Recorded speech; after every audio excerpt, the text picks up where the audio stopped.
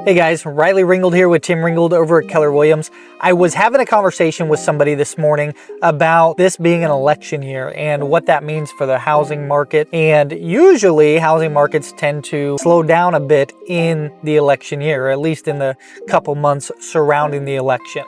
And we're getting that. We're getting comments from buyers saying that they're going to wait until after the election. There's just too much uncertainty.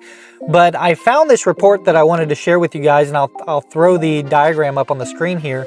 But out of the last 8 elections, 7 of them, after the election, the home prices went up. So there was an increase in home prices out of the last 7 of 8 elections. The one election that home prices went down afterwards was actually in 2008 with the crash we had then.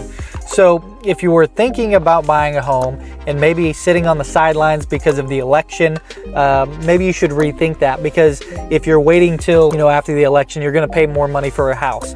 Not only are you going to pay more money for a house, if you go towards the end of this year, but by April of next year, when interest rates are back down at 5%, 6%, whatever it's going to be, they're going to do a slow reduction on these interest rates.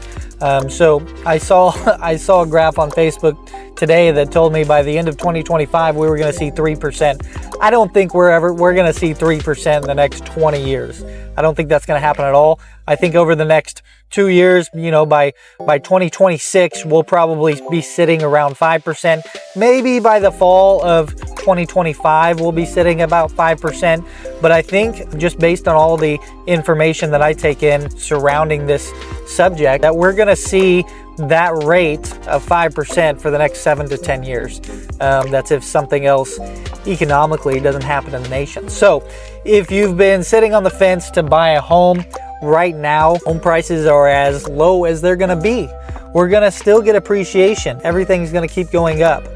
And if you're waiting for this 0.25%, federal decrease on the interest rates here in September, that's only going to change your payment by like $30. So it's not going to be substantial.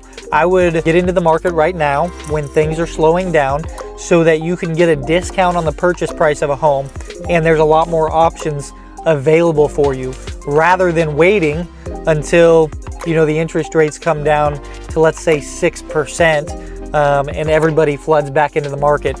Then as a buyer, you will have a lot more competition and there will be less listings available. So just some food for thought to you guys. Thanks. Bye.